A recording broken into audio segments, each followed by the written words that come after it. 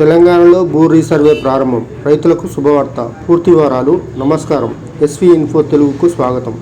తెలంగాణ రాష్ట్రంలో దాదాపు 90 సంవత్సరాల తర్వాత ప్రభుత్వం భారీ స్థాయిలో భూ రీసర్వే చేపట్టేందుకు సిద్ధమైంది. గ్రామాల్లో ఎన్నో ఏళ్లుగా కొనసాగుతున్న గట్టి పంచాయతీలు, భూ వివాదాలు, హద్దుల సమస్యలకు శాశ్వత పరిష్కారం చూపాలనే లక్ష్యంతో ఈ కార్యక్రమాన్ని అమలు చేయనుంది. ప్రభుత్వం ప్రతి జిల్లాలో సుమారు 70 రెవెన్యూ గ్రామాలను తొలి దశలో ఎంపిక చేసి అక్కడ భూ రీసర్వే నిర్వహించనుంది.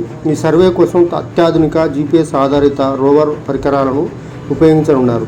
దీంతో భూముల కొలతలు అత్యంత ఖచ్చితంగా నమోదయ్యే అవకాశం కూడా ఉంటుంది. రాష్ట్రంలో సర్వేల కొరత ఉండటంతో ప్రభుత్వం సుమారు 6,000 మందికి ప్రత్యేక శిక్షణ ఇచ్చి భూ సర్వే పనులకు సిద్ధం చేసింది. వీరు మండల సర్వేలకు సహాయకులుగా పనిచేస్తారు.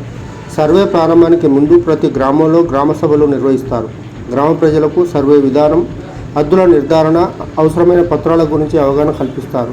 గ్రామాల సరిహద్దులను అధికారికంగా నిర్ణయించిన తర్వాత సర్వే ప్రక్రియ ప్రారంభమవుతుంది. ఆ తర్వాత ప్రతి సర్వే నెంబర్ వారిగా ఎంజాయ్మెంట్ సర్వే నిర్వహిస్తారు.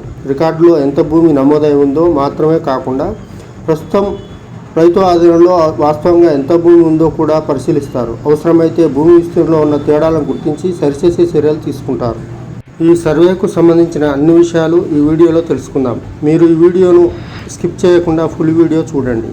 అప్పుడే మీకు పూర్తి సమాచారం తెలుస్తుంది. ఈ వీడియో కొత్తగా చూస్తున్న వారు లైక్ చేయండి, సబ్స్క్రైబ్ చేయండి. మీరు చేసే సపోర్టు మరిన్ని వీడియోలు చేయడానికి ఉపయోగపడుతుంది. కాబట్టి సబ్స్క్రైబ్ చేశారంటే వీడియోలోకి వెళ్దాం. ప్రతి సర్వే నెంబర్కు ప్రత్యేక మ్యాప్లు సిద్ధం చేస్తారు. భూముల బౌండరీలను శాశ్వతంగా ఫిక్స్ చేసి వాటిని ఆన్లైన్ రికార్డుల్లో నమోదు చేస్తారు. దీంతో భవిష్యత్తులో గట్టురాళ్ళు మారిన, హద్దులపై వివాదాలు వచ్చినా రైతులు తమ భూమిని కోల్పోయే పరిస్థితి ఉండదు. ఈ రీసర్వే పూర్తయిన తర్వాత రైతులకు కొత్త భూదా కార్డులు జారీ చేసే అవకాశం ఉంది. ఈ కార్డుల ద్వారా భూమికి సంబంధించిన వివరాలు మరింత స్పష్టంగా నమోదవుతాయి. Hyderabad manual survey and settlement నిబంధనల ప్రకారం సాధారణంగా ప్రతి 15 సంవత్సరాలకు ఒకసారి భూ సర్వే నిర్వహించాల్సి ఉంటుంది. అయితే తెలంగాణ ప్రాంతంలో నిజాం పాలనలో 1936లో జరిగిన సమగ్ర భూ సర్వే తర్వాత రాష్ట్ర వ్యాప్తంగా పూర్తిస్థాయి రీసర్వే జరగలేదు. ఇంతకాలంలో భూముల కొనుగోళ్లు, అమ్మకాలు, వారసత్వ మార్పులు, విభజనలు ఎక్కువగా జరగడంతో అనేక గ్రామాల్లో అసలు రికార్డులు మరియు భూమిపై వాస్తవ పరిస్థితుల మధ్య తేడాలు ఏర్పడ్డాయి. ఈ కారణంగా రైతులు ఎన్నో ఇబ్బందులు ఎదుర్కొంటున్నారు. 2017లో చేపట్టిన భూ రికార్డుల ప్రక్షాళన సమయంలో కూడా పాత రికార్డులను ప్రధానంగా పరిగణలోకి తీసుకున్నారు.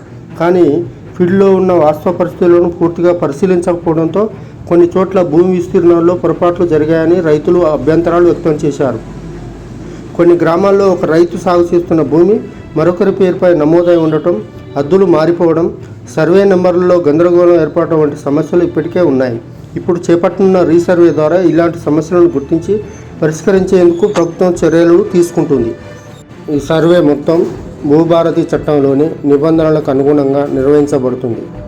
ఆర్డీఓలు, అదనపు కలెక్టర్లు, రెవెన్యూ అధికారులు, సర్వేయర్లు సమన్వయంతో పనిచేసి పాత భూ వివాదాలకు శాశ్వత పరిష్కారం చూపే ప్రయత్నం చేయనున్నారు. ప్రభుత్వం ప్రకటించిన ప్రణాళిక ప్రకారం ఈ భూ రీసర్వే 2026 జూలై 15 నుంచి దశల వారీగా ప్రారంభం కానుంది. మొదటి దశ విజయవంతంగా పూర్తయిన తర్వాత మిగతా గ్రామాలకు కూడా విస్తరించే అవకాశం ఉంది. అయితే రైతులు ఏం చేయాలి? భూమికి సంబంధించిన అన్ని పత్రాలను సిద్ధంగా ఉంచాలి. గ్రామ సభలకు తప్పకుండా హాజరు కావాలి. సర్వే సమయంలో అధికారులకు పూర్తిగా సహకరించాలి. భూమి హద్దులపై ఏవైనా అభ్యంతరాలు ఉంటే వెంటనే తెలియజేయాలి. సర్వే పూర్తయిన తర్వాత రికార్డులను తప్పకుండా పరిశీలించాలి. మొత్తంగా చూస్తే తెలంగాణ ప్రభుత్వం చేపడుతున్న ఈ భూ రీసర్వే వల్ల గ్రామాల్లో ఎన్నో సంవత్సరాలుగా కొనసాగుతున్న భూ వివాదాలు తగ్గే అవకాశం ఉంది. రైతుల భూముల హద్దులు స్పష్టంగా నమోదు కావడం, ఖచ్చితమైన డిజిటల్ మ్యాప్లు సిద్ధం కావడం, భవిష్యత్తులో భూమి కొనుగోలు, అమ్మకాల ప్రక్రియ మరింత పారదర్శకంగా మారడం వంటి ప్రయోజనాలు కలగనున్నాయి. ఈ సమాచారం మీకు ఉపయోగకరంగా అనిపిస్తే వీడియోను లైక్ చేయండి. మీ రైతు స్నేహితులతో తప్పకుండా షేర్ చేయండి. తెలంగాణ ప్రభుత్వం తాజా అప్డేట్స్ కోసం మా ఎస్వి ఇన్ఫో తెలుగు ఛానల్ను సబ్స్క్రైబ్ చేసి బెల్ ఐకాన్ను ప్రెస్ చేయడం మర్చిపోవద్దు. ధన్యవాదాలు.